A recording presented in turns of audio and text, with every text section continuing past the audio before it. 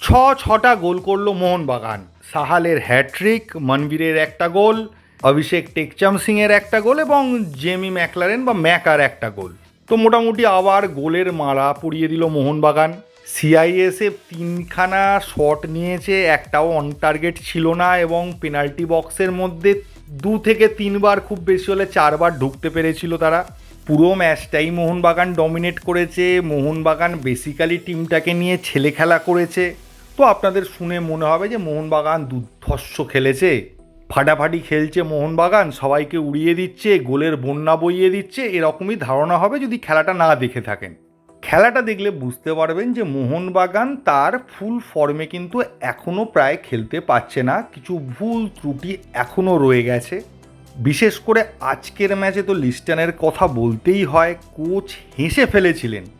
লিস্টনকে অন্তত 7খানা সুযোগ দিয়েছিল বাকি প্লেয়াররা, ওকে বল তৈরি করে দেওয়া হয়েছিল। লাস্টে তো জেমি ম্যাকলারেন একদম পেনাল্টি বক্সে বলটা বসিয়ে দিয়ে ডিফেন্ডারকে টেনে সাইডে নিয়ে চলে গেল, ফাঁকা গোল, গোলকিপার আর সামনে লিস্টন বাইরে মারলো। তো লিস্টন প্রচুরবার বাইরে মেরেছিল, লিস্টন 7টা গোল করতে পারত। এবং সমর্থকরা অনেকেই বলতে শুরু করেছেন যে লিস্টনকে দিয়ে আর চলবে না, লিস্টনকে এবার বেঞ্চে বসতে হবে। আমার এবং কয়েকজন সমর্থকের এটাও মনে হয়েছে যে লিস্টনকে হয়তো সামনের সিজনে কন্টিনিউ করাবে না, সেটা লিস্টন জেনে গেছে, সেই জন্য লিস্টন এরকম খেলছে। আমি জানি না সত্য মিথ্যে, লিস্টনের খেলা দেখে তাই মনে হচ্ছে লিস্টনকে যেন মোহনবাগান রাখবে না, সেটা লিস্টন জানে, তাই লিস্টন আর খেলতে পারছে না বা খেলতে চাইছে না। অভিষেক টেকচাম সিং ফাঁকা গোলে একটা গোল মিস করেছিল, জাস্ট বলটাকে গোলের মধ্যে রাখতে হতো, ওপর দিয়ে হালকা টাচে বার করে দেয়। জেমি ম্যাকলারেনও একটা গোল মিস করেছিল, অন্য কোনো প্লেয়ার হলে ওটাকে মিসের মধ্যে আমি ধরতাম না, কিন্তু জেমি ম্যাকলারেন যেহেতু ছিল তো জেমি ম্যাকলারেন ওখান থেকে গোল করতে পারেন, কিন্তু গোল আজকে করতে পারলো না, কেন জানি না। অপোনেন্টের প্লেয়াররা পেনাল্টি বক্সের মধ্যে মোহনবাগানকে পাস দিয়ে দিচ্ছে গোল করার জন্য, যেটা জেনারেলি একটা ঠিকঠাক কম্পিটিটিভ টিম হলে মোহনবাগান কোনোদিনই এরম সুযোগ পাবে না। লিস্টনকে গোল করানোর চেষ্টা না করলে হয়তো আরও বেশি ডবল ডিজিট গোলও মোহনবাগান করতে পারত। তবে যে জায়গাটা চাপের লাগছে, মোহনবাগান যখন অল আউট অ্যাটাক করছে, হাইলাইন ডিফেন্স নিয়ে খেলছে, সেই সময় মোহনবাগান প্লেয়ারদের কাছ থেকে কিছু মিস পাস হচ্ছে এবং সেখান থেকে কাউন্টার অ্যাটাক হচ্ছে এবং কাউন্টার অ্যাটাক সিআইএসএফ করেছিল। এখন সিআইএসএফ প্লেয়ারদের দৌড়ে গিয়ে ধরে মেহতাব হোক বা অ্যালবার্টো হোক বলটা কেড়ে নিচ্ছিল, কিন্তু ওখানে যদি একজন বিদেশি প্লেয়ার থাকে, একজন ভালো মানের প্লেয়ার থাকে বা কোনো ফাস্ট ইন্ডিয়ান প্লেয়ার থাকে, তাহলে তারা কতটা ধরতে পারবে, আদৌ ধরতে পারবে কিনা এটা নিয়ে সন্দেহ রয়েছে। বিশাল কাইতের বদলি হিসেবে সাইদ জাইদ যে খেলেছে, তাকে সেই রকম পরীক্ষার মুখে আজকে পড়তে হয়নি। তবে একটা বল সোজা তার কাছে ক্যাচ এসছিল বলতে পারেন, ক্রিকেটের ক্যাচের মতো, সেটা ফসকে সে কর্নার করে ফেলে। তো এটা দেখে আমার যথেষ্ট একটা চিন্তার বিষয় লেগেছে, কারণ সেই সময় কোনো প্রেশারও ছিল না, কোনো অ্যাট্যাকও ছিল না, কিছুই না। মাঝে মাঠ থেকে একটা শট উড়ে এসছে, সেটাকে সে ক্যাচ ধরতে গেছে, ক্যাচ ধরতে গিয়ে হাতে লেগে বেরিয়ে গেছে। 1-2বার ফ্লাইট মিস করেছে বলের, সুভাশিস পাস রিসিভ করতে পারেনি, থ্রো হয়ে গেছে।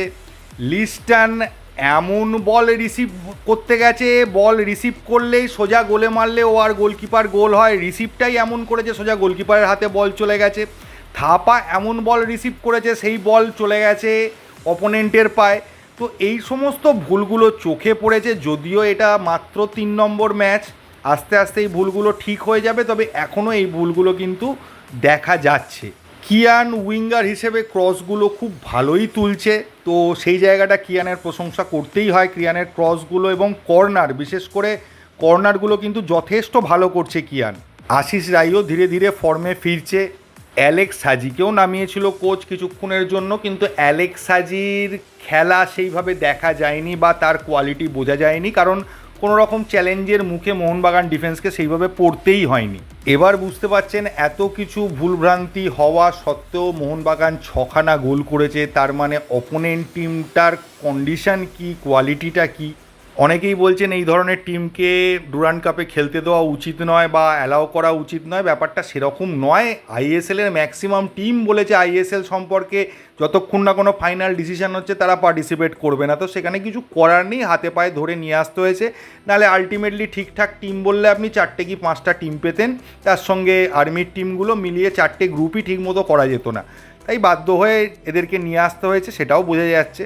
নতুন প্লেয়ার বলতে আজকে অ্যালেক্স হাজিকে মাঠে দেখা গেছে আর জেমি ম্যাকলারেনকে মাঠে দেখা গেছে, যে এই সিজনে প্রথম খেলছে। আর তাছাড়া মিগুয়েল বা কাউকে নামানো হয়নি। ড্রাজিচ ঠিকঠাক খেলেছে, কিন্তু ড্রাজিচ গোয়ায় যেরকম খেলতো সেই রকম খেলা এখনও ড্রাজিচের থেকে আমি দেখতে পাইনি। তবে সাহাল অনবদ্য। টিমটার যেহেতু সিআইএসএফ, তাই সাহালকেও মেসির মতোই লাগছিল। যে কোনো জায়গা থেকে বল কেড়ে নিচ্ছিল, 3-4জন প্লেয়ারকে কাটিয়ে ফেলছিল, অনবদ্য লাগছিল সাহালকে দেখতে। কিন্তু এটাও মনে রাখতে হবে অপোনেন্টটা সিআইএসএফ। তো আজকের খেলা নিয়ে বিশেষ কিছু বলার নেই। আশা করছি নকআউট ম্যাচ থেকে এর থেকে বেটার অন্তত প্রতিদ্বন্দ্বী পাওয়া যাবে। তাও নকআউটে কতটা টাফ প্রতিদ্বন্দ্বী হবে সেটা নিয়ে আমার সন্দেহ আছে, কারণ যে টিমরা কোয়ার্টার ফাইনালে কোনো দিন কোয়ালিফাই করে না তারাও এবার কোয়ালিফাই করেছে। তো দেখা যাক কি হয়। এই ম্যাচটা নিয়ে খুব বেশি কিছু বলার নেই। মোহনবাগানের 6টা গোল হয়েছে, সেটা নিয়ে আনন্দ করতে পারেন। তবে আবার বলবো, টিম 60 থেকে 70% তৈরি হয়েছে। তার বেশি টিমের এখনও ফিটনেস বা সব কিছু মিলিয়ে আন্ডারস্ট্যান্ডিং যাই বলুন না কেন, অ্যাকিউরেসি কিচ্ছু আসেনি। এবং সব থেকে বড় কথা, ওই প্রথম ম্যাচটা ইস্টবেঙ্গল ছাড়া সেরকম কোনো প্রতিদ্বন্দ্বীর বিরুদ্ধে মোহনবাগান এখনও খেলেনি। তো এর বেশি কিছু বলার নেই এই ভিডিওতে, এইটুকুই। থ্যাংক ইউ, ধন্যবাদ এবং জয় মোহনবাগান।